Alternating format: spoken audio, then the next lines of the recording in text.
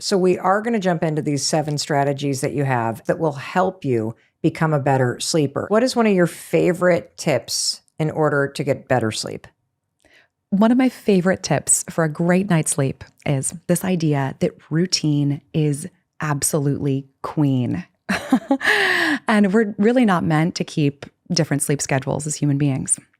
Falling asleep at 2 a.m. one night, 10 p.m. the next, understand how vitally important consistency is in our sleep routines. Because then our brain and our body starts to understand when it should be tired and, prepare for sleep and when it should be awake. And then it allows ourselves to better organize ourselves and get a lot out of our sleep episode. The best sleep comes when we're keeping our sleep times consistent. So falling asleep at the same time and waking up as close to the same time as possible. So is that takeaway number 1, that climbing into bed so you have a consistent time that you're signaling that you're going to start the process of falling asleep, and having your alarm ring at roughly the same time is one of the first things that we want to do? Absolutely. And I think we're slaves to our alarm clocks.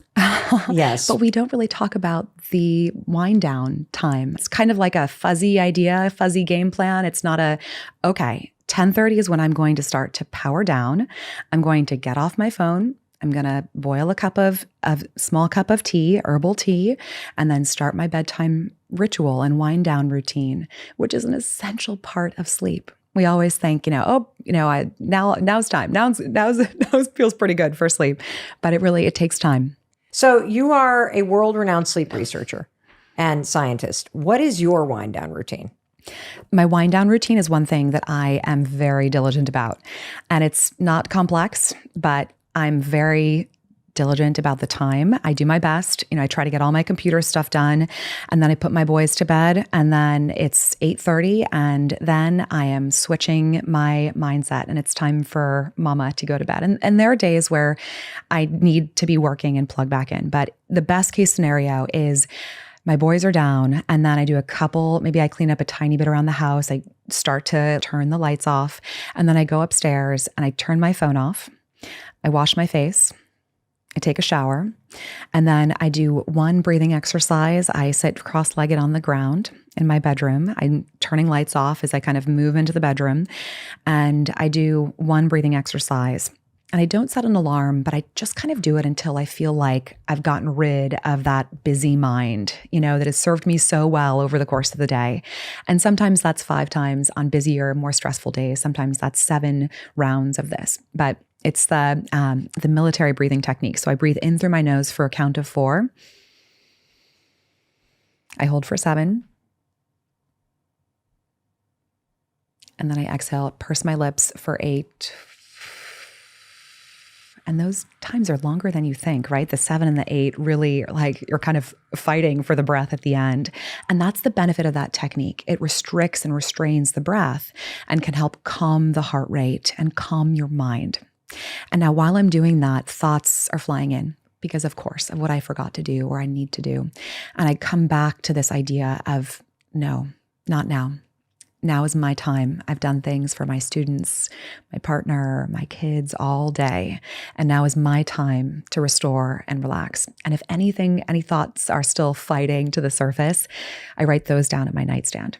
So I've done the 4-7-8 technique, and then I mosey into my bed. I read a couple pages in a book. I do progressive muscle relaxation. I clench and release every muscle group starting from the toes, and I inhale, clench, and then exhale, release. And then I really kind of add on to that something that I'm letting go, heaviness or a thought that's not serving me. And then I say a prayer and I go to sleep. And it doesn't happen every night, but that's my ritual. And I use the word ritual purposefully because you want to cultivate a ritual. A ritual is something you do every time. And so it's thoughtful. It's, 1, 2, 3, boom, sleep is next. For you listening, what are the 3 things that you can do tonight and tomorrow night and really institute as your ritual that you can ideally also take on the road when you travel? And be diligent. Try to do those every single night, because then what the brain starts to understand is what comes next is sleep. Do you find that in your research that the people that are struggling the most with sleep don't have this wind down routine? They're not diligent. about this ritual and the consistency of it and practicing these steps that help you fall asleep and stay asleep? It's a great question. I think it comes back to this idea that we're so used to getting, what we wanted quickly, whether it's our food or a coffee or, getting a Subway or an Uber. We're used to things happening quickly when we want them to.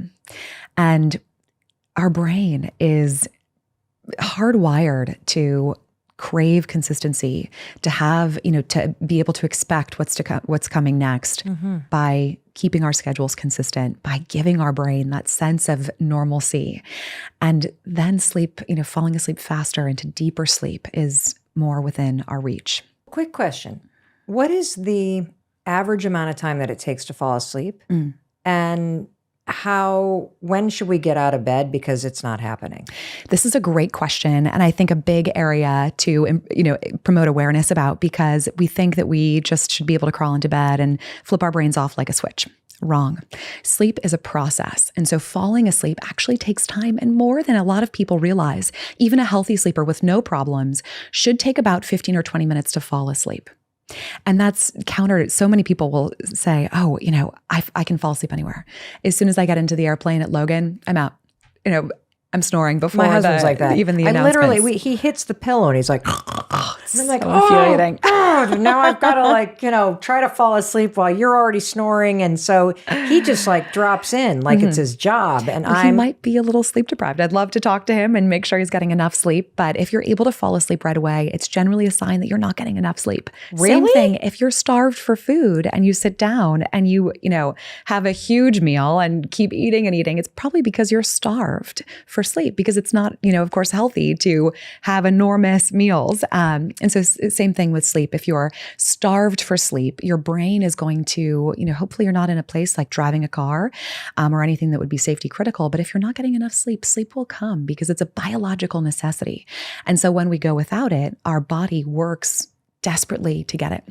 So 15 to 20 minutes. And that's both for when you climb in at your bedtime, when the bedtime wind down routine happens. And that's also how long it might take you to drift back to sleep if you do wake up in the middle of the night. These are such good questions. We just wrote a paper on how to help researchers kind of conceptualize these different steps, because there are a couple, right? So the time that you want to be winding down at night, maybe you're walking around your house, your lights are low, you're lighting candles, ideally. Oh my God, that's not going on in my house. I'm like, who didn't turn off the lights? Where are the dogs? Did you lock the doors? It's like the shutdown is happening. I need to play some music and light some candles. It is get to bed, people. I love it. And I mean, you're not alone. So many of us, right? Especially with kids and, other moving parts. But, finding ways to draw a little inspiration from these things, right? Look, I'm not saying let's all, spend 2 hours in a candlelit environment before bedtime. But I think this is really... what you're doing is you're taking a spotlight and you're highlighting something that is within your reach to do. And when you understand that it is coming from a world-renowned sleep scientist at Harvard, that thinking about the way you turn yourself down. So I think about, I turn down the house. We turn off all the lights. I love that. You lock the doors. The dogs run into their crates and get a little treat. You say goodnight to the kids. You make sure the cat's outside. Hold on. This all sounds wonderful, Mel. Well, I don't have any candles. You know what I'm saying? But there is this signaling that happens. Exactly. And look, that's actually part of your wind down routine. And maybe as you do those things, you're consciously looking at it as that. You're maybe slowing down your breath. When the dogs are out, you're consciously not on your phone. You're starting to switch into a different mindset. A one that's all about rest and recovery. And it's different than the daytime, right? The day is, do, act, execute, thinking. And maybe at nighttime, you draw inspiration from some of the kind of meditation world of, thoughts come into the mind and then come back to the breath, say tomorrow. And if those thoughts are festering, a great addition to your bedtime routine is writing down anything that's on your mind. So powerful, because sometimes it's the stupidest little things that keep us awake. The dry cleaning, got to call mom, take the dogs to the vet. And there are things that you can only do sometimes during, work hours. And so writing them down can then, I suggest a stack of note cards, because then that can also be your to-do list. Those things that were bothering you that you need to do, they're now on a piece of paper, and you can cross those off when you wake up. Oh, that's great. So you have a stack of like little 5x7 note cards. And as you've got all those things that you'd normally ruminate about as you're laying in bed and you can't fall asleep, dump them in their little home, and then you don't have to hold space in your brain. Exactly. And it's so powerful. And then you start to condition your brain to think, not now. Now's my time for sleep. One of the other levers that you say helps us sleep better is a consistent schedule. What if you've got young kids, or you got a puppy that's waking you up, or your work is inconsistent?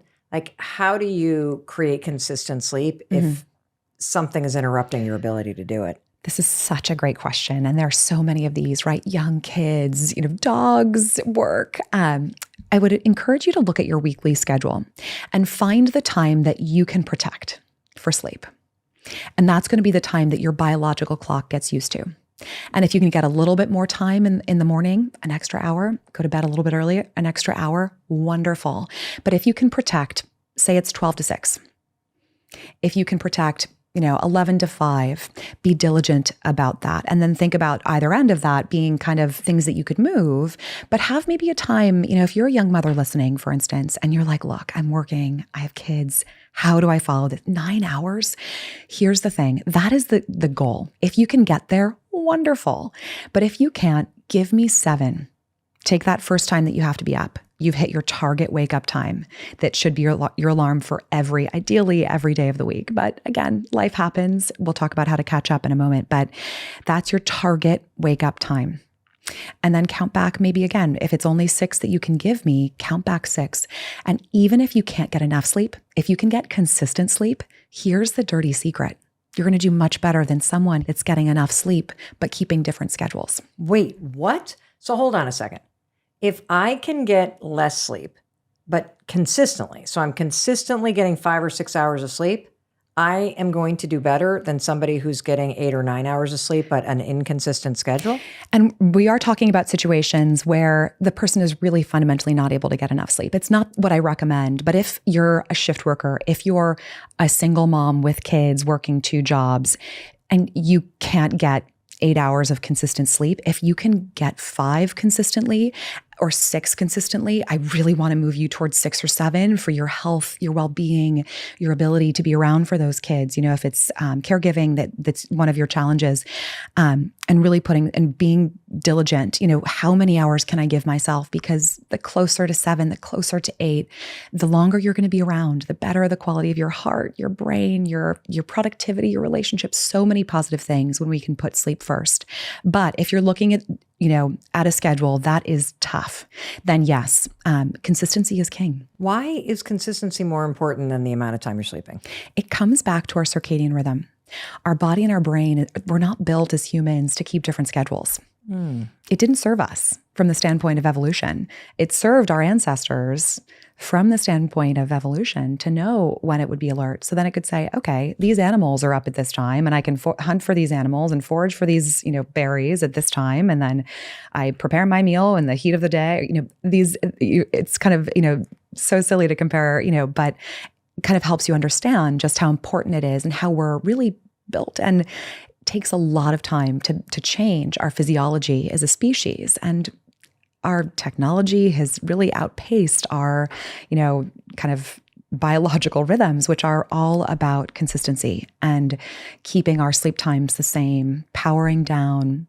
These are things that we don't have hacks for. Well, and what I love is there are things that you can do. And basically, it makes sense because if you are a young mom or a shift worker or something's going on with your parents, and so you're in the middle of a period of your life where things are really inconsistent, that creates its own level of stress. Totally. And so being worried about how much sleep you're going to get or this, that, and the other thing, if you can focus on the 5 or 6 hours that you can pretty much guarantee, that lowers a little bit of stress because now you're focused on what you can control. So it makes a lot of sense. Totally. What if your partner has a different schedule or snores like crazy or like is just a human furnace and keeping you awake, do you recommend that you sleep in a different room? This is such a good question. And if you have a partner, sleep is a social behavior. It's kind of funny to think of it that way, but it really is. What do you mean by that? You co-sleep largely if you're in a relationship. So it's a social phenomenon. It's true. And so if your partner snores, it's going to probably interrupt the quality of your sleep. And so I would encourage you to think about, again, kind of putting sleep at the center. Granted, I'm biased. This is what I do for a living. But when we can do that and really say critically, how can we optimize for sleep? That will improve your relationship, improve your productivity at work, how you care for your children, so many positive things. And then you have to ask yourself, am I creating lasting memories by, sleeping together with my partner? This term is actually, this is termed as sleep divorce. What I'm about to talk about, sleeping separately. That's a terrible which is name. So negative. Can totally. we come up with a better name? I couldn't agree more. I have some friends who are like, look, it's a sleep marriage. It literally is how I'm able to stay in this marriage. And that could be for a number of reasons. You should just have a sex bed and then a sleep bed. Like we need to make this Victorian sexier era. in terms of the name of it. That's what people did in the Victorian era, right? And even earlier than that, and very wealthy individuals. Well, I thought it was because they had that. mistresses, but I thought that's why they were not sleeping together. But that might have been. So a factor. you recommend that, and ask yourself as a couple, like, how can we be the best possible couple, that we can be? How can we be the best parents? Succeed in our careers, love each other. And you can do that with good sleep. And if your sleep is interrupting each other's, maybe one's snoring, maybe one keeps a different schedule, one's a shift worker. If you're able to sleep separately, why not? And again, doing away with this term, sleep divorce, I think we should coin sleep marriage instead. Because again, you're just not creating lasting memories when you're sleeping. Sometimes it's nice to cuddle, but you could do that and then slip into your separate bedroom where you're going to get the sleep that will support your personal waking success. And again, allow you to thrive in that relationship. Now, there are some people for whom that will be challenging. Maybe you don't have a guest room that you could, oust your husband or your partner to go to. So if that's the situation for you, think about the ways that you could buffer against that disruption that your partner imposes on your sleep. Like a pillow wall and earplugs? A pillow wall, earplugs, and earplugs that block against 60 decibels or higher. So it's just a specific type of earplug, and they have them at the drugstore, every drugstore. White noise, they're widely available. Look into one of these. It creates kind of a background level of noise that then can dampen the impact of intermittent noise, which is often the challenge, right? It's someone getting up to an alarm clock or someone snoring. I'm going to try that. That's so simple. And hearing it from you makes me know that it's actually going to work. What is a circadian rhythm, Dr. Robbins? Circadian rhythm refers to systems in the brain and in the body that operate and oscillate in an approximate 24-hour cycle. And that's because we on Earth have a pattern of light and darkness that is 24 hours in duration. And so over hundreds of thousands of years, we've adapted our internal biological mechanisms to that 24-hour day. Sleep is one such rhythm. So there's times during the day where we're awake and then times where we're asleep. Now, the reason this is beneficial is largely evolutionary in nature. So when it's dark out, we can rest and recover. And when it's light out, we can be, operating at our peak, working, commuting, et cetera.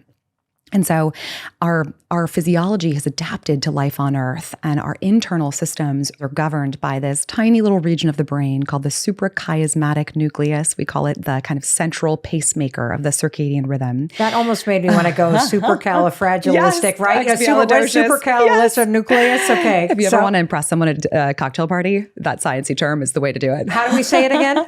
Suprachiasmatic nucleus. Like say that 10 times fast, right? Suprachiasmatic nucleus. Yes, bravo. Nailed it. So that's the central pacemaker of this biological clock that we have inside us. And what's so interesting is virtually every part of the body operates in a circadian-like fashion, firing at some times and then relaxing and unwinding at other times, even down to the cellular level, believe it or not. So this system, this internal circuitry is not meant to make quick changes. Hundreds of years ago, we weren't flying on airplanes all around the world. So understanding that internal system really, it's like, I kind of like to liken it to a big piece of machinery from World War I that just moves slowly. And really, when light changes in our environment, it's maybe a couple seconds a day, not much more, but we fly in airplanes, we hop in airplanes and fly to new time zones and wonder why we just struggle with brain fog, with sleep. And it's because there's a mismatch between our internal biological rhythms and the new pattern of light and darkness and social time. So the clock on the wall, when you land in London, is of course going to be different than your internal biological clock. So understanding these principles can better set us up for success when it comes to our sleep. So I have a couple questions. This is fascinating, first of all. So thank you for breaking this down. One of the things that you also recommend is getting light in the morning. Why does this matter when it comes to your circadian rhythm and being a better sleeper? So that tiny brain region that we talked about, where the circadian rhythm is housed, is located right behind the eyeball in the brain. So the brain takes in information about the presence or absence of light through the eye. And then that travels along the optic chiasm to the suprachiasmatic nucleus. Names here. Optic chiasm, whatever it is. It's very sexy field of study, Dr. Robbins. So light comes in through the eyes and triggers the suprachiasmatic nucleus, or the kind of cognitive home for our circadian rhythm. And then that triggering allows for the secretion of melatonin when we're in the absence of light. So we've all heard that term, and it's all over the shelves of every grocery store, offering you the promise of good night's sleep. But it also is a hormone that's secreted in the brain, in this home of our circadian rhythm, the suprachiasmatic nucleus. And that hormone is secreted when we go out into a dark environment and we see the sunset, and then the process of melatonin secretion begins, and that allows us to then sleep. Then conversely, when we wake up, that internal circuitry gets a signal through the eyes that travels to that brain region that says, oh, all right, melatonin, you're done. It's time to become alert and awake. And going outside to get some natural sunlight in the morning is really vitally important, because that stops the floodgates of melatonin and triggers the brain to say, all right, we're in the awake phase of our circadian rhythm. So what happens if you step outside and it's a cloudy or rainy day? No problem. Does it still work? No problem. Why does that work? Because it's amazing the power of sunlight in our environment. And so even if it's a cloudy day, getting outside will get you the sunlight exposure that you need into your eyes to stop the floodgates of melatonin and begin your day. It's a myth that that a cloudy day might hamper that or dampen that ability. And how long do I need to be outside? So I've rolled out of bed, I've opened up the curtains. Being inside and looking out the window is not enough. I got to step outside. I got to get the UVs in my eyeballs. But how long am I standing out there, Dr. Robbins? Great question. Now, I think it's so important. This is so aligned with your work, but meeting people where they are. I'm not saying, we all need to be out, walking for an hour before we get to work, but find a way to fit it into your schedule and think, carefully, where could I get a little bit more sunlight? And if that's, okay, I get up, I make my coffee, I have to drive 45 minutes, and maybe you park your car farther away from your office building. You walk for 3 minutes, give me 5 minutes, amazing. Or if you're commuting on the subway, try to extend another stop. Walk one more stop before you go underground. Walk to your coffee, or park your car instead of doing the drive-through. I think these little micro habits can go so far. Well, I also think if you know that the reason why you're doing this is because you are using UV rays to manually reset the circadian rhythm in your body to go, okay, we're starting to practice. The thing I'm doing right now when I wake up is helping my body do what it's designed to do, which is sleep. What about for somebody that's listening who wakes up before the sun is even out? So you are going to work or to school, or you live in a part of the world where it's really dark out when you wake up. What can you do?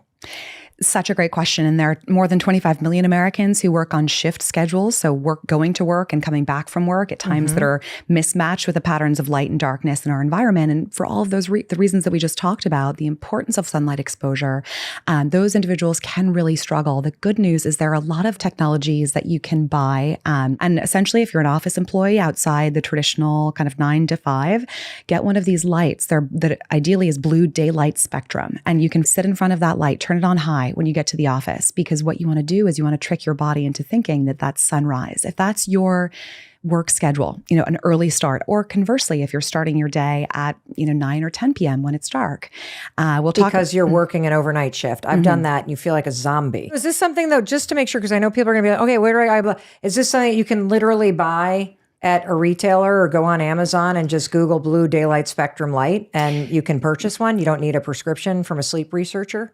Essentially, these technologies are widely available. And if you look for the lights that say specifically they're blue daylight spectrum, because we really want that light being strong enough to emulate the sun. And so it can be strong enough that it's actually a treatment for seasonal affective disorder, because it's that some of them are that potent. And you sit in front of them and don't stare at it any more than you would the sun. But that can be a helpful part of adapting to a shift schedule. So let's say the person listening is thinking, oh man, I don't have a consistent bedtime. I'm not looking at the UV. I'm all over the place. I got to get my circadian rhythm back in place. How do you shift or reset your circadian rhythm to a healthy kind of 24-hour cycle? Really good question. I think one of the key questions to ask yourself is, where can I find some normalcy in my personal schedule? And if you're keeping what we call a yo-yo schedule, falling asleep at one time, one night, another time the next night, another time the next night, is that in your control? Is it maybe that just the hours fly and you're kind of leaning in, maybe you're watching another episode on, streaming, and then, you got an Instagram, alert, and then suddenly, it's way past your bedtime and you're looking at, a short sleep window. So really ask yourself, are you doing this and is it in your control? And if you're willing to try this out, what you could do, if you do have control over your schedule, look at your typical week. What is the earliest time that you have to wake up? Is it, say, 7 o'clock for an 8 a.m. meeting? And that allows you time to get ready and do your commute. And get your light exposure. Yes, so let's make it 6:45. Sun might not be up then unless it's summertime. But so pick that time, and that's your wake time. And ideally, that's your alarm clock 7 days of the week. Because if we sleep in, we really recommend no more than an hour. Much more than that throws that internal circuitry out of whack. Wait a minute. So if I sleep in on the weekend more than an hour, I'm throwing my circadian rhythm off? System. Mm-hmm. Much more than an hour. And we all know this. We just went through daylight saving time. And that 1 hour is enough to throw all of us out of sync, right? Yeah. So much more than an hour is not recommended. So if you look at your typical week and say, what is my earliest wake up time? And then you've hit your target wake up time for the week. Again, sleeping in an hour, absolutely fine, but much more than that, try to avoid.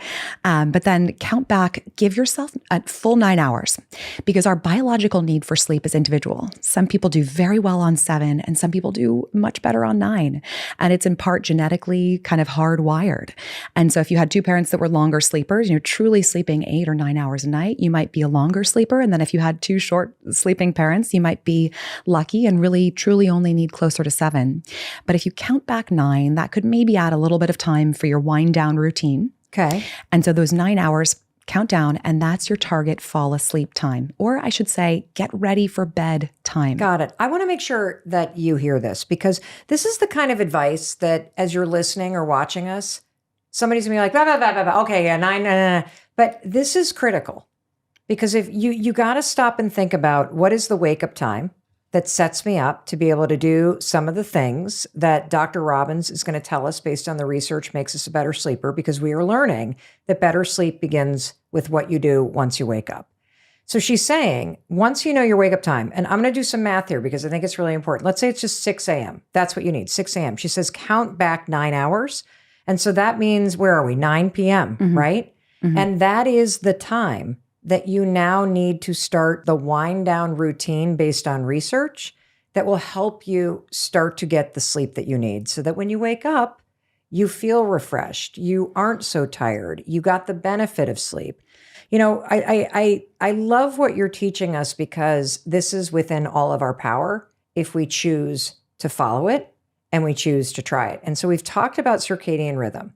And consistency was a huge takeaway. And we've talked also about how one of the big things that we need to do is get this light first thing in the morning, or that blue spectrum light if you need to get it from a different source if you're not getting outside. But can we talk more about light the rest of the day? It's a really great question. Morning light exposure is helpful and good, but actually getting exposure all all across the typical day is vitally important. Actually, in the afternoon, it's just as important as the morning. So I didn't mean to privilege the morning over the afternoon, but instead getting exposure to fresh air and natural light over the course of the day is extremely important to help our body get information. Okay, we're still in the wake phase. It's not quite sleep yet. And then going into darkness is equally as important as exposure to light during the day, because that absence of light does the converse. It allows for the secretion of melatonin for the brain to say, we're approaching bedtime. Let's start to power down. And so unfortunately, many of us have bright blue light emitting devices all around us, not only our light bulbs, but also the devices that we carry around with us. Our smartphones, our tablets, our computer screens. Now, in a perfect world, we would be able to unplug, even give me 15 minutes before bedtime. And start small. If you find that you're a little bit addicted to your phone, it's hard to put it down, start with maybe 5 minutes. If you could swipe to airplane mode, amazing. And I think there's something also powerful about that, to say, I'm off for the night. I might be receiving messages, but they can wait until the morning. And think about, all day long, we do things for other people in our careers, in our personal lives. We care for children, we care for older adults, spouses, we help and support people in the workplace. And that another mindset is, this is my time at night for me. And really consciously, purposefully turning your phone off. So if you find yourself a little bit addicted to your phone, start small. Try just 5 minutes before you want to be falling asleep. Switch your phone off. Try to give yourself at least a little bit of a buffer, and then maybe work up to 15, maybe work up to 30 minutes. Now, if you're telling me, look, I'm a student, I have work to do, I'm a busy professional, I have stuff I need to be doing up until the minute I fall asleep, I would implore you just to ask yourself, is there anything off screens that I can do at night? Do all your screen work during the day. And if it's reading a couple emails even, and you can print them out, or reading a book, or anything that you can shift from your workday into non-screen time, and do that at night. So I think there's even a way to meet even the busiest of people where they are. Dr. Robbins, you're nice. I'm not going to be nice. I think that's a bunch of garbage, that you have to be on your phone or on your laptop until you collapse into bed, as if you're just going to collapse or fall asleep in bed with your laptop open because you don't have time between the stopping of work and the falling asleep. Complete and utter garbage. I really agree with you. And I think that for all of us, even the most busy person. Honestly, right? if you can't put your phone on airplane or stick it in the other room and give yourself 5 measly minutes, then don't be coming here and complaining about how tired you are. That's the thing that you have to understand, is that the research is very clear, and it's going to be very simple. I didn't say easy. It's going to be simple to put into your life, but you've got to want to get a good night's sleep. You've got to want to stop waking up tired and exhausted. And so really stop and think, if this is you, that you're that addicted to work or that addicted to your phone that you cannot carve out 5 minutes, you're never going to change this. And so I also am going to come back to the math, because this is why it becomes really important to get very specific with yourself. If you're going to wake up at 6 and you're going to back up the 9 hours like Dr. Robbins is telling you to do, and she's also saying, you got to have a buffer. You got to have a buffer from the last screen time to when you're going to start falling asleep. Then maybe you need to put an alarm in your phone at 8:45, because that's the time you got to stop looking at the darn thing. And so anyway, you're nice. I am not. I'm just you can't complain about something and expect it to change. You got to do something. Totally. And it comes back to this idea that good sleep actually does take a little bit of work. And it's not going to come easy, but we get so frustrated when we're like, I'm here, I'm trying, I'm doing everything. But being really critical, I love your points about, what really, be honest with yourself, right? Do you really need to be on social media for 20 minutes before bedtime? You don't. Totally. And so that that's the thing. I know we're all tired, and there's periods of your life where there are very real things going on that are beating you up. But I think for most of us need to have a moment of honesty with ourselves, that we are making ourselves exhausted. We are giving our attention and our brain power over to the phone and social media and to all of these screens.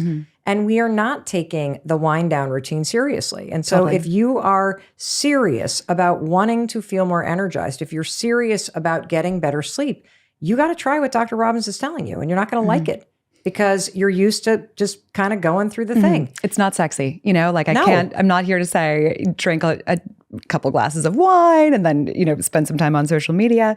But what really works when it comes to sleep is old school stuff. It's getting off of our screens. It's powering down, making a cup of tea. I love the Swedish tradition of hygge, this idea of, warm, cozy time before bed. The Swedish culture has a word for this. And I think as Americans, we think, I'm just going to write reports, I'm going to send emails until the moment that I want to be falling asleep. Right. And then so many of us wonder why we struggle. But even just a couple minutes, and then maybe build up to 10 minutes, and then maybe 15, and maybe 30 off of your phone or your screens or your laptop before bedtime can do a world of good, because that's all those devices are engaging the prefrontal cortex, the planning, the thinking part of the brain, and in many times giving you exposure that mimics the sun right when you want to be falling asleep. So it's this cocktail of sleep inhibitors, really, when you think about it. So should we be watching TV before we go to bed? Well, some people swear by an episode of Seinfeld or Friends, or some people listen to podcasts also. And, that's part of their ritual. And I will say, if it's not broken, don't fix it. If that works for you and you don't find that and really being honest with yourself, it doesn't wake you up, because some people will maybe fall asleep to that, but maybe they don't have a timer on. And then when, there's a louder part of the show, it'll wake them up and then they'll go back to sleep, and people say, oh, no, it's fine. It's what I do every night. But what we really want to work towards is a night of uninterrupted sleep. What happens if you get up in the middle of the night? Like I used to all the time. 2:14 was my number. 2:14, Mel Robbins. Up, got to go to the bathroom. What happens if you're up in the middle of the night? And I know I'm not supposed to look at my phone, but I would pick it up and I'd use it as a flashlight, and then I'd get to the toilet, Dr. Robbins, and I'd flip that sucker over, and next thing you know, I'm surfing social media or checking out text messages while I'm going to the bathroom in the middle of the night. What does that blue light exposure do when you look at your phone once you wake up? Really common, and also kind of the rote procedure of waking up, whether it's in the middle of the night, whether it's in the morning, and reaching right for your phone. It's kind of like an automatic response, right, that we've conditioned ourselves to do. A couple suggestions for that. Try, and again, this kind of comes back to the idea of these old school tricks, but a nightlight in your hallway, sensor activated night lights, not only for your hallway, but maybe also they have them for the rim of your toilet, which is like a little bit gross, but that allows you to, if you have to go to the bathroom in the middle of the night, get there. Well, does it make it harder to fall asleep if you look at your phone when you wake up in the middle of the night? So the reason I bring up lights is that can guide you and reduce your reliance on your smartphone to get to where you need to go. Yes. When it comes to picking up the phone, though, maybe not for, the flashlight function, but just to maybe see if you got any messages. You're like, I'm up, I might as well be productive. Or I'm bored, or I can't fall asleep, so I'm just going to look at my phone. Done all of these things. Coming back to that idea of working towards consolidated sleep. So when you get up the next time, if this is, anyone listening, the next time, take it in stride. That's the first thing. Don't kick yourself, because it's so easy to say, oh, I'm up again. And then your cortisol spikes, and then it's harder for us to fall asleep. Take it in stride. Get up and say, oh, do I need to use the bathroom? Go to the bathroom and then crawl back into bed. Resist looking at the phone. Okay. Crawl back into bed and try again. And we'll go through a great bedtime routine, but every good routine will culminate with a couple final things. And if it's prayer for you, if it's progressive muscle relaxation, clenching and releasing different muscle groups, if it's closing your eyes when you crawl into the sheets and focusing on one good thing from our day, I think that could be one small thing that we could all do, and really benefit from. But focus on one small thing, whatever it is, that those final steps of the routine that get you to sleep, come back to those when you're awake in the middle of the night. Crawl back into bed, do that last progressive muscle relaxation or kind of gratitude exercise, and then try again. Close the eyes and, slip off. And if that voice again rears its ugly head of, oh, not again, I'm up, that is when you get out of bed. Wait, get out of bed? And this sounds antithetical. You're like, you're a sleep researcher. Shouldn't I stay? I'm in bed. Shouldn't I stay here? But wrong. If we stay in bed and we're tossing and turning, either at the beginning of our sleep episode, or if we wake up and struggle to fall back asleep, we're starting to associate our bed with stress. It's one of the biggest myths. People often will tell us on our surveys, oh, if I stay in bed, I'll get some sleep. It's better, right? Than if I got out of bed. Wrong, because we start to toss and turn. We start to increase the temperature of our bedroom environment, which is not good. And then we start to identify our bed as a place where we experience insomnia. We wake up at 2:14, right? And we start to tell ourselves these stories, and then they become a reality. Because now you're training yourself that this is what I do at 2:14. Exactly. You're classically conditioning yourself to look at your bed as a stressful place. So you want to break that cycle. As soon as that voice comes on and says, oh, not again, I'm up. That is when you want to condition yourself instead to get out of bed. Keep the lights low and go sit in a crisscross applesauce and do a meditation exercise, a breathing exercise on the floor or on an armchair. Read a couple pages of a book, ideally with a lamp that has a kind of a sleep-friendly light bulb. These are also widely available and not expensive. Install all sleep-friendly bulbs in your room. Get all of the fluorescence out of there. And if you're really struggling, maybe read a couple pages in a book, or really do anything that's boring and it's going to put you back to sleep. Fold socks. I love to say your spouse will love you. Do all the boring, house chores that you find to be soporific. Save that for when you have some insomnia, like symptoms, and come back to those. So what would you say to somebody who thinks they're a bad sleeper? I think first, changing the narrative to yourself is the first step to say, I got this. I'm not a bad sleeper. No big deal. I'm struggling a little bit. It'll come back. And we're going to talk about the tools to come to and really have, in your toolkit when problems rear their ugly head, because they do for all of us. People always come to me and they're like, isn't your sleep perfect? I'm like, no, of course not. I'm a mom of two. I have a busy career, a relationship, so many things going on for all of us that can hinder our ability to get good quality sleep. So number one, changing the narrative that you tell yourself. And then pulling on some of the levers of change that we're going to talk about. Try them all. Let me cut out caffeine and see if that helps. Let me cut out alcohol. Let me see if that helps. Let me move my dinner 3 hours earlier. Let me add a meditation technique or routine to my power down ritual. But trying all of these, kind of the suite and the constellation of healthy sleep strategies, that's the second step. Now, if you've done all of that, and really done it. Because some people are like, oh, I've tried that. Yeah, sure. Oh, it didn't work. But really given it a shot, thought about a week and really gone ham on all of these strategies. And if you're really still struggling, chronically struggling to fall asleep, I'm talking 20 or more minutes every single night, 30, 40 minutes to fall asleep, or if you're up every single night, can't fall back asleep, wired, or if you're practicing all of the dictates of the healthy sleep strategies that we're going to talk about, and you're still like, I think I'm waking up, those are sleep disorders. And that's where the sleep strategy will not work, and you do need to seek medical attention before you can start to reap the benefits of some of these behavioral tips and strategies. Terrific. That's super clear. One of the levers that you're teaching us that you can pull based on the research is also temperature. Temperature is something that can help you fall asleep. Mm-hmm. And how is temperature related to getting better sleep? Temperature is a really important consideration that's often overlooked. I think a lot of us think, you want a warm and cozy environment for sleep, right? You want lots of blankets and you want to be warm and cozy. But if you find that you're waking up maybe in a sweat or with the chills, that could be a sign that you personally are not in the right range for you. And if you're in the menopausal period, you might need to be on the cooler side, even below the cooler side, range, 65 or below, or maybe look into some products or things that you could have in your bedroom environment to purposefully cool you further because of some of the challenges there. And airflow is another great strategy in that life stage. What does airflow mean?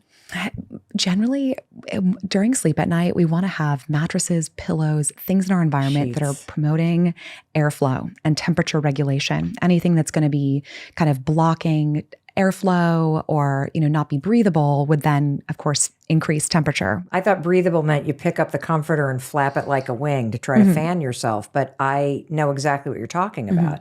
That if it's a fabric that's blocking your ability to regulate your temperature. Lower core body temperature is associated with sleep onset. So that is ideal, especially to help us fall asleep. But over the course of our sleep at night, there are stages where we're not able to, here's another fun science term, thermal regulate. In other words, shiver if we're cold or sweat if we're hot. And so because of the fact that we'll be going in and out of different sleep stages, and in some of those stages, we're not able to regulate our temperature, you want to be in a range that's called thermal neutral. So about 65 to 68 is generally that range where if, you're in that stage where you're not able to engage in those, shivering or sweating, you'll be fine because you're in the range where you can maintain an appropriate body temperature. So if you were to say, we're going to set the temperature in the bedroom to a certain temperature, what temperature do you want the person listening to set their bedroom temperature to tonight for optimal sleep? Well, if you're able to, also think about what temperature it is outside. And so right now in Boston, it's perfect to have your windows open if you're able to, because not everyone is in an environment that they're able to open their window. Maybe it's loud, maybe there are noises outside their window. But if you are able to open the window, what an amazing thing, right? You get fresh air, regulating your bedroom environment. So be mindful of the temperature outside. But if you're setting, you have central air, think about that range, 65 to 68. It's not that wide. So maybe start at 65. And if you find yourself too cold, then maybe go up to 66 or 67 or 68. So there is a lot of individual preference in that range. And also the bedroom environment and what you have on the bed specifically will matter. So if you have a very light blanket, then you could maybe get by on the higher end of the spectrum. Or if you really like, cozy blankets, then you might want to go down to 65. Can you describe the perfect bedroom to get a better night's sleep? I love talking about the bedroom because I think it's one place where we could all make small changes. And you want to set yourself up for success in your bedroom. And I want you really to walk in and feel instantly soothed. Ask yourself tonight when you walk into your bedroom, what in here is stressing me out? And remove it. If it's an alarm clock that you hate, if it's a pillow that you hate, get it out. And I think sometimes upgrading the pillows, the mattress are really important. Sometimes people can't even tell me when they bought their mattress or their pillows, and these things do not last forever. So like you were saying, I loved your comments. You look forward, you snuggle into your sheets, and it's this amazing feeling. I want you listening to want that, so that moment of slipping in and just loving your bed and feeling instantly relaxed and like ready for sleep and looking forward to it. But the design of a great bedroom has a couple other things. Again, we talked about temperature. Hopefully you're in the 65 to 68 degree range. Dark is also vital. Our eyelids are some of the thinnest pieces of skin on our bodies, and even light from a cable box or coming through a curtain from light outside your bedroom environment can be enough to disrupt your sleep, believe it or not. So I want your bed pitch black. Walk in tonight after sunset, and you can put tape, masking tape or duct tape over any light sources. Sometimes cable boxes have little lights on them, chargers, anything that's a light emitting source, get that out of the bedroom, because then a pitch black environment will do you so much good and really set you up for success from the standpoint of melatonin secreting and all of the things that are so necessary to help you fall asleep. I love this. So tonight when you walk into your bedroom, or after you're done listening to this, walk into your bedroom, what is in there that's stressing you out? And I can think about periods in my life where there were piles of laundry in my bedroom and, things that I needed to do. And all of that stuff that wasn't finished would stress me out. And so clear out anything, of your to-do list. Yeah, it's a reminder of your to-do list. So declutter your room. You want the temperature between 65 and 68. You want to have a pitch black environment, and to the extent it's within your reach, get a mattress that you love, invest in coziness in your sheets and in your bedding, and, don't be embarrassed if you've had the same thing for a long time. Chris and I just replaced our mattress. We've been sleeping on it for 22 years, the same mattress, everybody. So if you are in that camp, your friend Mel Robbins just got a new mattress. So I love that. And the key thing is, If you're telling me of neck pain, your mattress just isn't supporting you, then that's a great time and if your mattress lasts 20 years, amazing, wonderful, right? Keep it. So good for the environment, by the way. These things are not, they're full of materials that sometimes aren't, disposable or that aren't, what's the word? Not disposable. Recyclable? Yeah. They're full of materials that aren't necessarily recyclable. And so the key thing is just, is it not promoting airflow? Is it not supporting you? You're waking up with neck pain. Those can be signs that it might be time for a new mattress. Let's talk about alcohol. How does alcohol impact your ability to sleep at night? My students love to tell me this. They're like, you're wrong. I'll drink and I'll put myself right to sleep. Yes, alcohol. There's some truth in that statement, though. What our young people will tell us, that alcohol will put you to sleep. It's great at reducing the term that we refer to sleep latency, which is the time it takes us to fall asleep. But what alcohol does is it starts to destroy the quality of our sleep. The idea that this is a good thing for sleep is completely wrong. It's one of our biggest myths about sleep, that alcohol, a nightcap, is a good thing. Depending on your body mass and your tolerance, one dose might be okay, but much more than that will start to virtually destroy the quality of your sleep. You've probably all been there. I wake up when I drink. I always wake up in the middle of the night.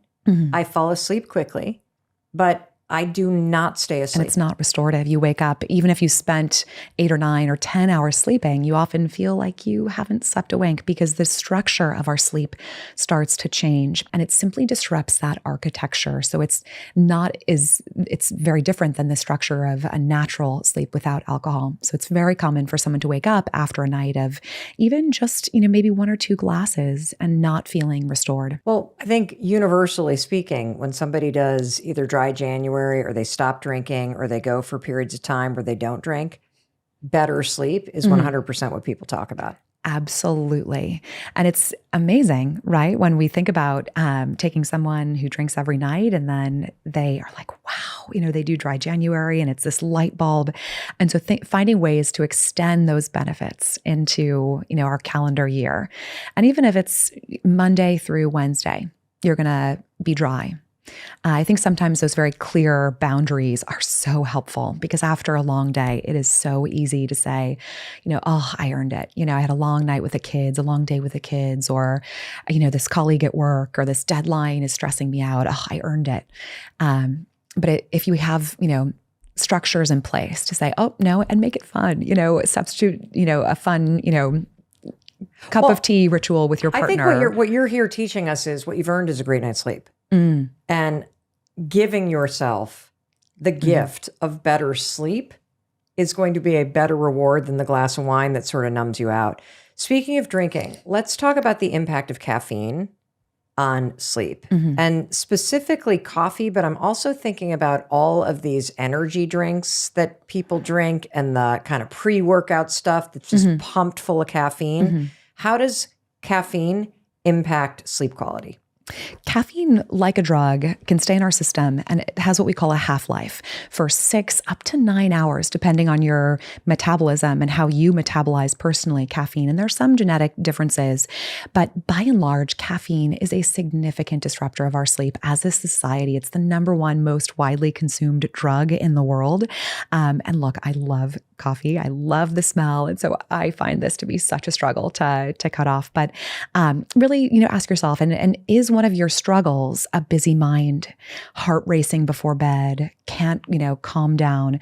Then you might be, a good candidate to maybe have one less glass, one fewer cup a day. And so if you go for a walk and get a coffee in the afternoon, try for an herbal tea instead. Make one substitute and see how you feel. Or maybe some people swear by no coffee after lunch. So maybe you have one nice, medium, or, try not to have the, huge cups at some of the fast food chains that are just enormous. And I think much more than even the FDA recommends, which is about 200 milligrams of caffeine. And that's in really a size small at most coffee places. So just be mindful of not only the timing, but how much you're consuming, because each additional dose can extend that half-life even further. So say you have a medium-sized, Starbucks or Dunkin' Donuts in the morning, and you drink that, and then you go for one more in the afternoon. So then you've doubled the half-life. So it's not only the 6 hours from the first cup, but then that caffeine might be lingering in your system come 7, 8, 9 o'clock. Oh, so what time should you stop drinking caffeine? Let's say that your wind down routine is going to begin at 9 p.m. What time should you stop drinking caffeine so it's out of your system and not impacting your sleep? Well, be mindful of, if you're drinking coffee and it's not too much and you don't have a problem with this, not really a problem. But if you find your heart racing, your mind racing, you're really struggling to fall asleep, caffeine is often one of the culprits. And so I'd say take a day where you maybe cut it out or maybe try decaf and try that for a day. See if you can last, because I think sometimes we get so devoted to our coffee. But try that and then see how your sleep is that next night. And then maybe add one more coffee back in the morning and see how you do. And if you have no issues when bedtime rolls around the next night, keep that up. And then, maybe you just keep that 1 cup a day, or maybe you add one more and see if it has any negative impacts on your sleep. But again, I'm a big fan of very clear cutoffs. So no coffee after lunch. No coffee after lunch. And it's hard because I personally love coffee, but that's a big one for me because if it were up to me, I'd be drinking it all day. I just love the smell. But really, I think behavior can become so mindless. And so really having these cutoffs that we, can adhere to instead of like an abstract, I'll stop in the afternoon. And suddenly it's 3, 4 o'clock in the afternoon. And any coffee at that time will likely be in your system around bedtime. Another factor in sleep is food. So at what time should we stop eating, like before we go to bed? So if we're going to, again, start the wind down, we're just going to say 9 o'clock to make the math easy. When should you stop eating? Well, the old adage from the nutrition literature of a breakfast of kings, a lunch of princes, and a dinner of paupers is actually really good for our sleep. The research shows in diets that are, they control for the amount of calories that you're eating, you actually lose weight if you're doing this breakfast of kings, lunch of princes, dinner of paupers. So it's good for your weight management ability, but it's also good for your sleep. So we don't run the risk of our body digesting food as we go to bed if we keep dinner on the lighter side.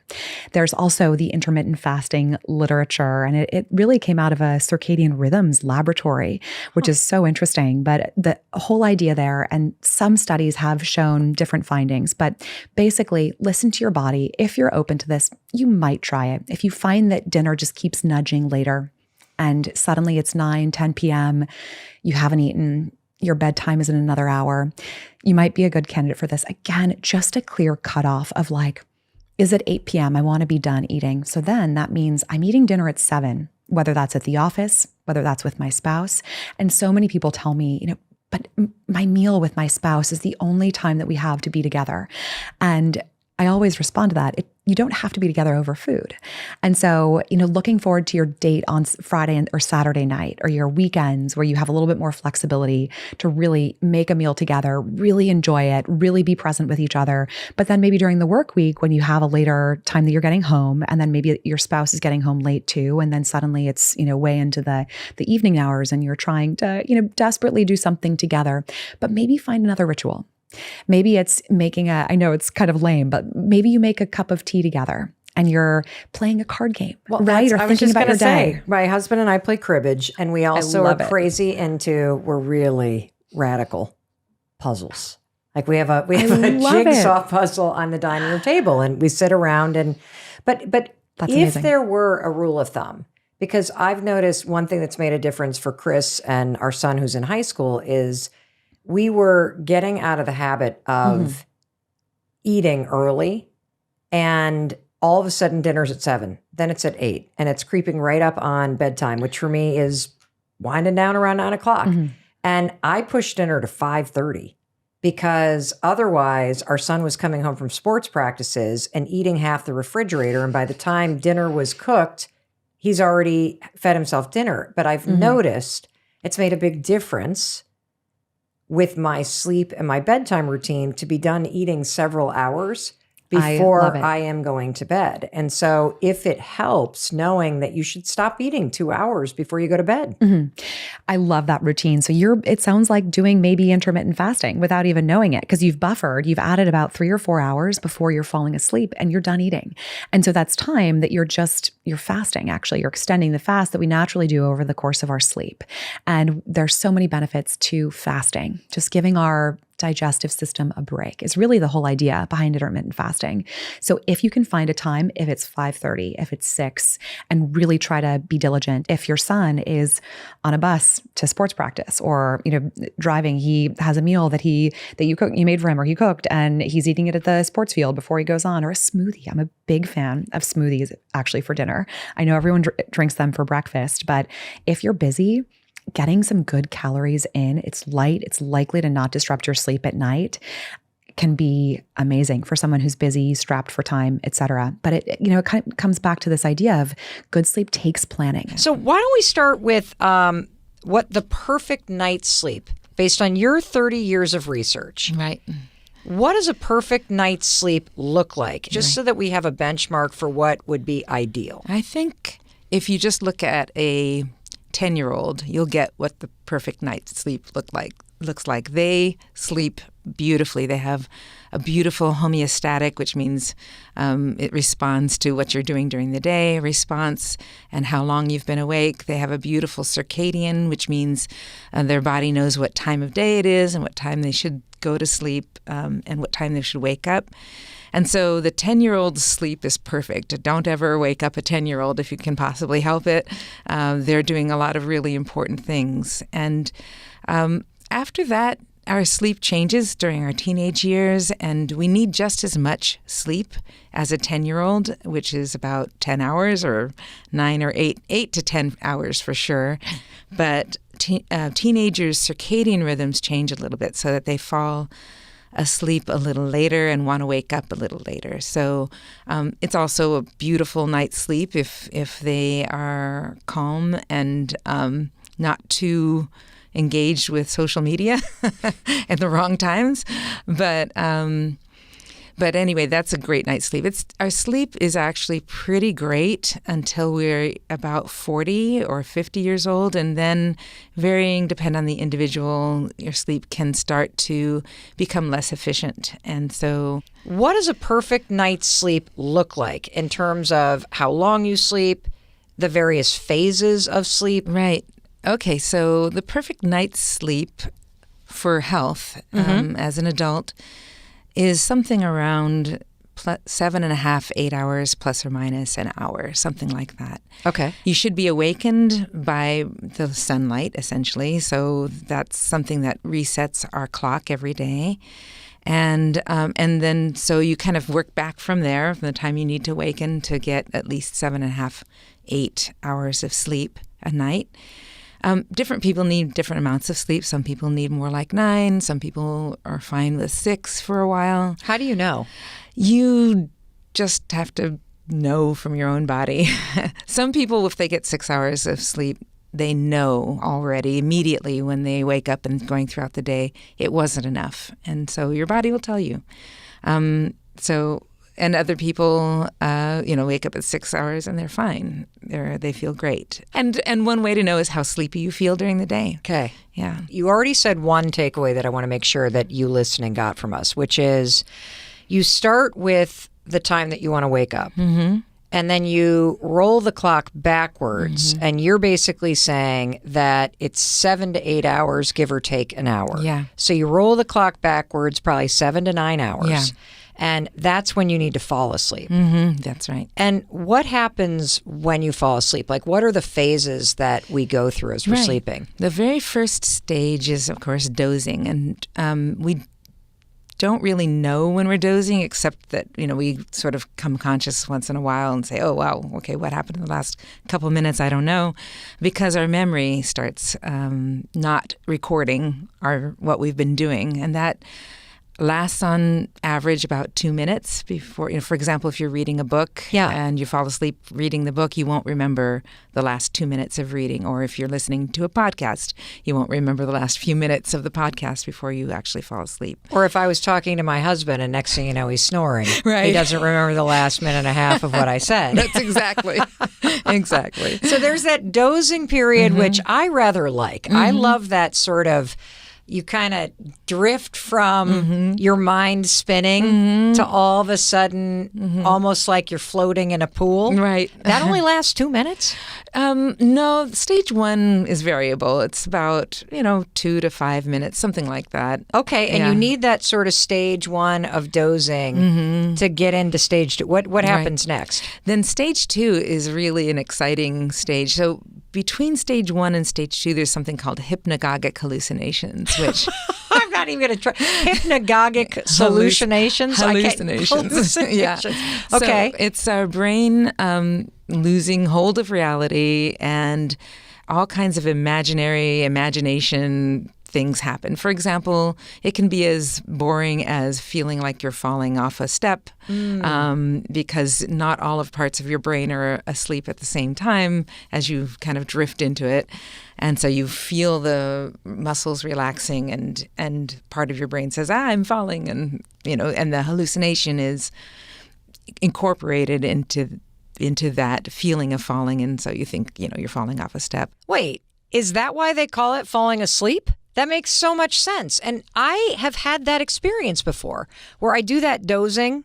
My favorite part, kind of drift off into the pillow. But then I, every night, have like a jerking sensation. And it is like falling. It's almost like you're moving into the phase where your body is clumsily trying to turn your muscles off so you can drift into the deeper one. That's pretty cool. Now I know why I do that.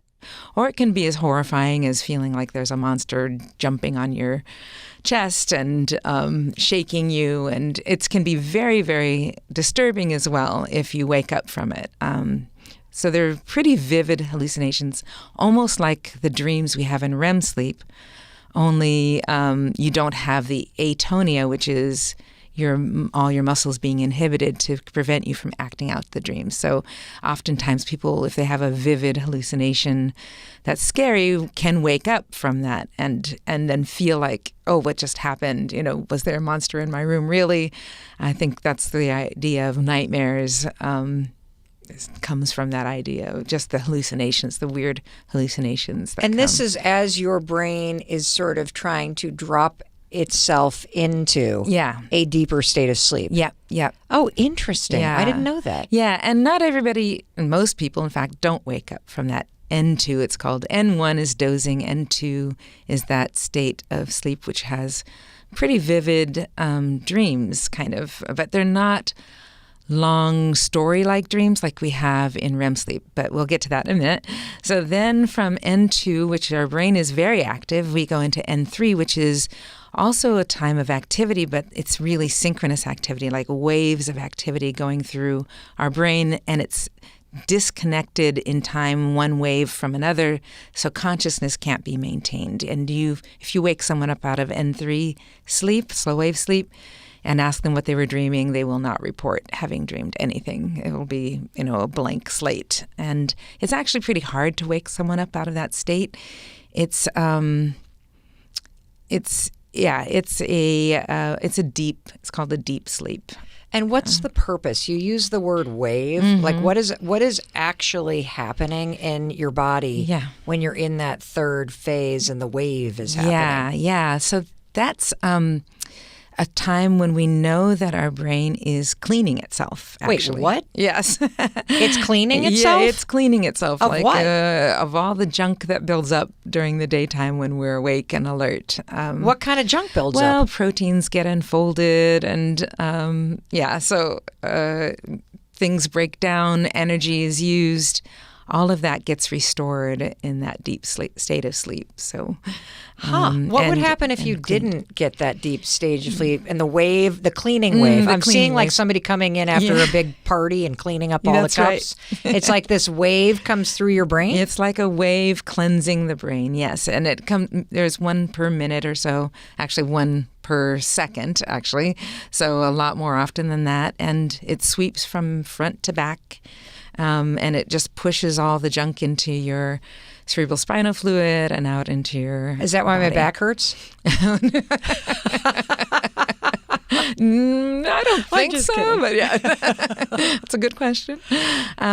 Yeah, so if you don't get it, you actually don't get a chance to clean your brain like that. So you really need it. And that's the sleep you get mostly in the first half of the night after you fall asleep. So you go from N1 to N2 to N3. N3 lasts, 20 to 30 minutes or so, and then you go back into N2 briefly and then into REM sleep, which is it's called REM sleep. And How is that different than the wave? So it's very different. It's actually also called paradoxical sleep because if you look at brain activity, it looks just like someone's awake. really, why? And thoughts are going through and dreams are happening. It's really strong imagery in your dreams. And that's when, if you wake someone up out of that state of REM sleep, they will always report a dream, 90% of the time. Even people who, if you ask, say, oh, I never dream or I never remember my dreams, if you wake them up out of that stage, they'll remember. It's the reason why I think the reason why people don't remember their dreams is because they are solidly asleep and don't wake up out of that state. So don't worry, you are dreaming. How do you know if you're getting enough sleep based on the things that you study? Yes. Because you hear 8 hours. Yeah. How many hours do you sleep, by the way? The older I get, the more boring I am. So I would say 9 or 10. Yeah, I love that.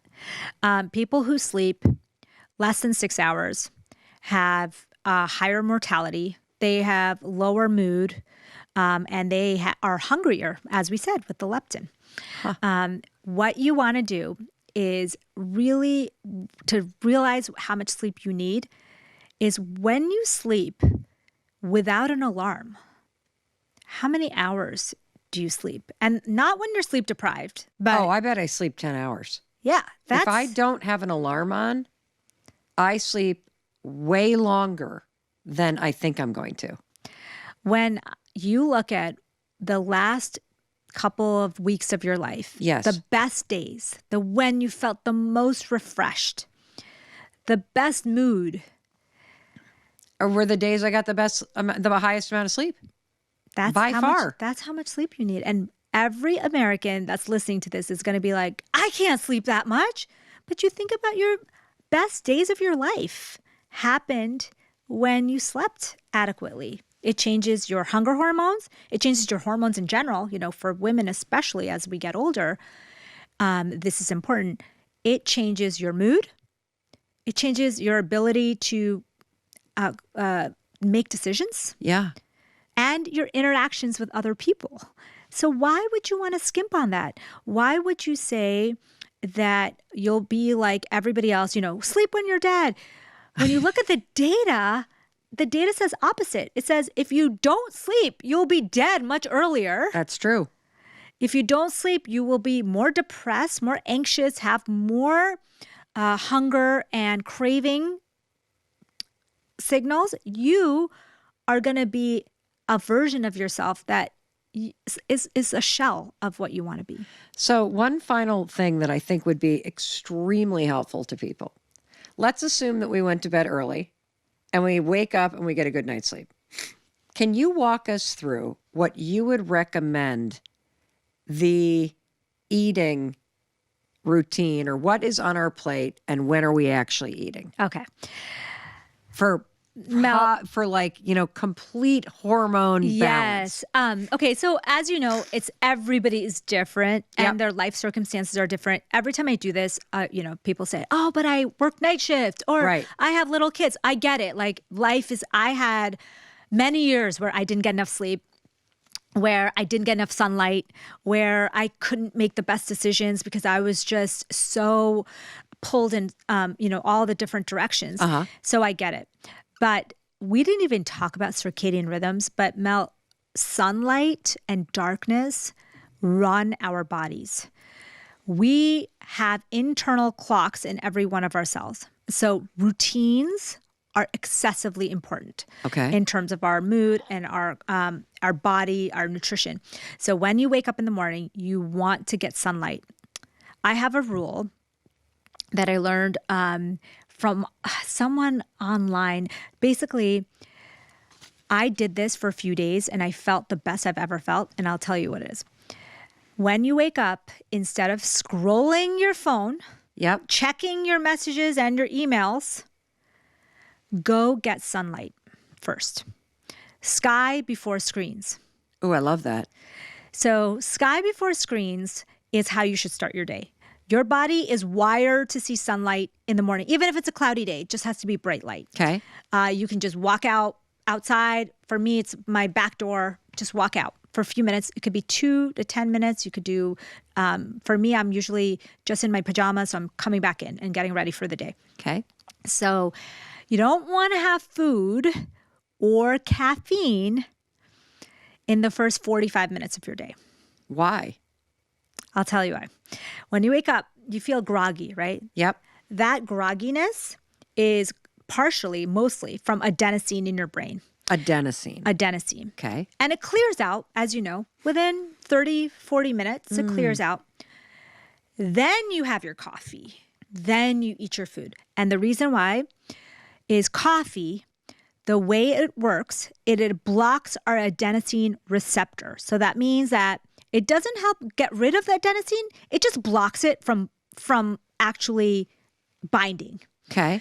So if you don't let the adenosine clear out and you just drink your coffee, when the coffee wears off in a couple of hours, that adenosine's still there. And it just binds those receptors and you feel excessively tired. And that's why you think you need another cup of coffee. And then you're fully dependent, like the people that wake up and they need the coffee right then, and then they need it again at like 10 o'clock, and then they need it again at 1 o'clock. It's because you're not letting that adenosine go. Okay. You need to let that clear out. I'm guilty of this. So Yes. I am going to try this tomorrow. I am going to absolutely have my coffee and then, oh, no, I'm not. I'm going to wake up. I'm going to wait 45 minutes. Then I'm going to have my coffee. I'm going to see if I have a craving for a second cup. Yes. That is fascinating. Okay. So you want to let it clear out naturally because it's not going to clear out naturally if you start the caffeine cycle right away. Got it. So clear it out for 45 minutes. Get our sun in. What's next? Eat. Okay. So no intermittent fasting. So I love intermittent fasting. Then why are we eating? Because I do it the opposite way. Talk to me. There's very good evidence that for thousands of years, we ate in one scheduled way. Okay. Which is daylight hours. Oh. There was no microwaves, Uber Eats, they had a fire and you'd maybe eat an hour or two after sundown. That's it, right? Yep. You are not snacking at midnight. There's nowhere to store the food thousands of years ago. Our internal clocks are set so that when melatonin hits 2 to 3 hours before bed, your organs shut down. You cannot process sugar as well as you did. You can't take it into your muscles. You are not you're not releasing digestive enzymes. So basically, when you're eating late at night, you're waking your body up in the middle of the night and asking it to do a math problem. Your body is going to be like, I don't want to do this. I'm going to make mistakes. Yep. You wake up and you're tired and you're pissed that someone woke you up in the middle of the night. That's what happens when you eat late at night. Holy smokes. You put your body in conflict with itself. Yeah. And so intermittent fasting, everyone's doing it the wrong way. They're eating way late into the night and then they don't eat all day when the sun is out, right? Like that's the time that your body's ready for food, right? So ideally, you wait an hour because nobody needs to be eating every minute of every day. Yep. Americans we just eat 14 to 16 hours a day. It's just too much, right? So you wake up, maybe you get some movement in, you get your sunlight, you eat about an hour or two even after you wake up. You don't need to push it to 2, 3, 4 o'clock. Like people are doing this thing. There's good evidence that skipping meals is actually bad for you and that people who do it habitually actually have worse health outcomes. Okay. Got it. So eat your breakfast. You want to have a high dopamine breakfast. Yep. Let's have, cottage cheese, eggs, tofu scramble, veggies, nuts, berries. Okay. Great. When do I eat next? Then I'm already hungry. Well, no. Am I hungry right now? Yeah. Are Would you I eat hungry? vegetables? I would eat vegetables There right you now. go. So Then that you're must hungry. mean I'm hungry. But I got to have a glass of water first, and then I'm going to ask myself that again. Yes. So See, you can, I'm learning. then you tune in with the inner Mel, the Yep. brain gut Mel. Yep. Okay. So then you can eat when you're hungry. Again, you can use your inner cues. It could be 12, could be 1, whatever your inner cues. Okay. You'll notice your ghrelin is set to on a timer. Every day you'll get hungry at the same time. So hello, ghrelin. Yeah. It just dumped on. It just I think dumped on me. Yeah. So what do you eat for lunch? So basically, lunch is a chance for you to get the healthier you eat earlier in the day, the better your chance of sticking to it. So Okay. they always say exercise and eating healthier foods, breakfast and lunch is your best chance. So for me, Okay. I automated, and I had already talked to you when we had talked before that I try to eat the same things every day. So what do you eat for lunch? So I eat a salad for lunch. I usually put a protein source on it. It could be different beans, nuts, it could tofu, you could do eggs, you could do salmon, whatever you want. Protein and veggies. A salad with protein on it. And I always have a fermented probiotic food with my lunch, because that's the best time for you to get in at least 1 to 2 servings of the kimchi, of the sauerkraut. It could be kombucha for a drink, apple cider vinegar in your dressing. Yep. So that's when you have the best chance. Really simple. It Okay. can be very simple. And then your dinner is when you want to eat. If you are Serotonin, someone, baby. yes, you're learning. I'm paying attention. So if I know it's not sexy to say eat carbs, but carbs actually can be very healthy for you, especially in vegetable form, sweet potato, quinoa, whatever it is. You can eat that later in the day if you want to have that big boost of serotonin. And what about snacks? If I'm like legit hungry, but I'm not really craving anything. Yes. But I'm legit hungry midday, what's your go-to snack? So remember that protein has this effect on your body that it tells your hunger hormones to stop. So if you want more leptin, eat more protein. So your snack can be yogurt. Your snack can be a protein shake. Your snack can be a piece of cheese. It can, something with protein, because that will keep your dopamine levels up. Okay. And it will keep your hunger hormones stable. So protein snack, I think women especially, we're eating just too little protein. There is a theory Yes. that the reason we get fat from eating ultra-processed food is because it's so low in protein that your brain never gets the signal that you're full. Your protein threshold is never met. Wow. One final thing I want to ask you, because we didn't really cover it, gluten. Everybody I know is gluten-free. Yeah. It's not the gluten. There's very few people who are actually allergic to gluten. It is very common to have GI issues with processed gluten. So when you eat a lot of bread, pizza, carbs, but that's not the gluten itself. It's the fact that you're eating processed food. So gluten gets mislabeled all the time. What I say to people is go gluten-free for a few weeks, 3 to 4 weeks. Okay. See how you feel. When you add the gluten back, don't add back the bread, the cookies, the cakes, and the processed gluten. Add back a small wheat bulgur, like in a salad. Okay. Add back a healthy sourdough bread. Okay. Add back, wheat in small, unprocessed amounts, and then see how you feel. And what I realize is that people villainize gluten all the time. And in America, gluten-free has become such a tagline that those foods are more unhealthy. Oh, because of all the processing. Look at you, Dr. Amy. Is there anything else on this topic that we did not get? I think we covered so much. I think, like you said, and I have taken this to heart, is that there's no pill that's going to save you. There's no person that's going to save you.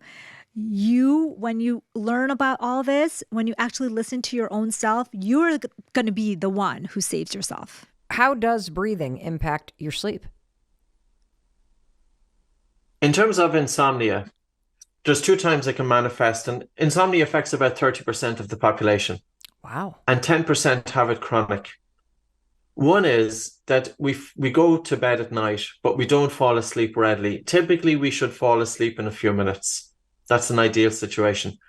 But if we have overstimulation of the mind, we're not going to fall asleep so readily. So it's very important to be able to go into relaxation before we go to sleep. Now, that would involve, I would say, use blue light filter glasses and follow sleep hygiene. Your bedroom is cool, it's airy, it's dark, and all of that stuff.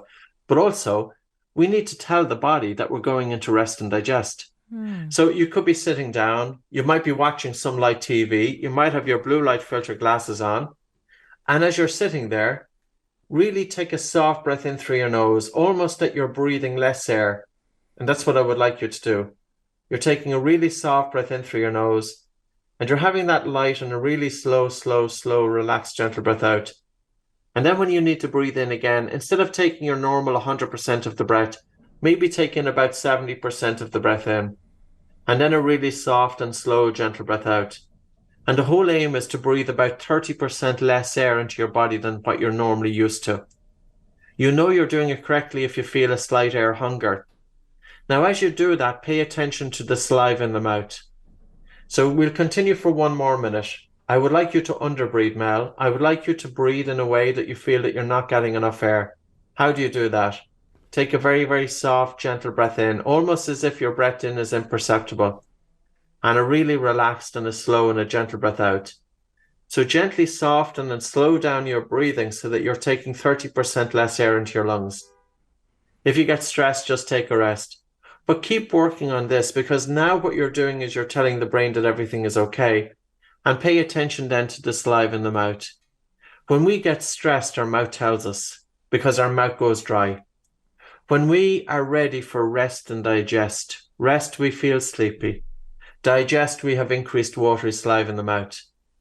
So when we alter our breathing, we're stimulating the vagus nerve, which is secreting that neurotransmitter acetylcholine, which is telling the heart to slow down. The brain is interpreting that the body is safe.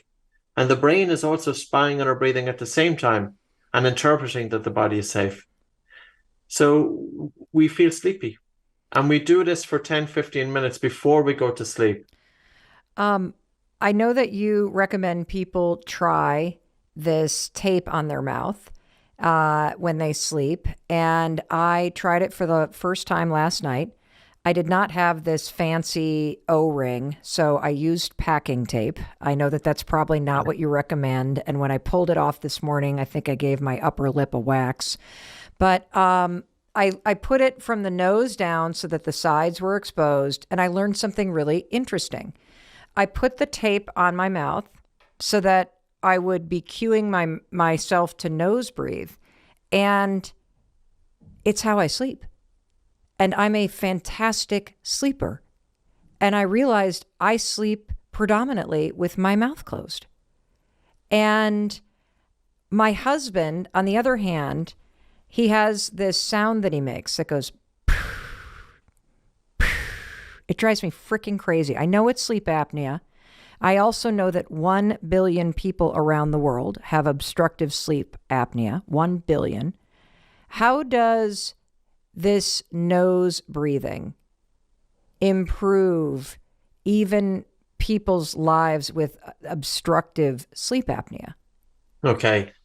So obstructive sleep apnea is when the person stops breathing for 10 seconds or more during sleep. That would be an apnea.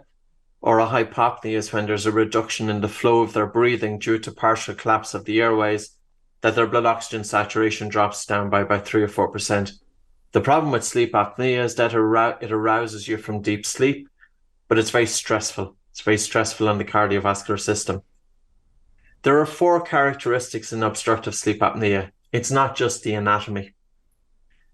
So insomnia that we spoke about earlier on is one of them. So it's very important to be able to downregulate.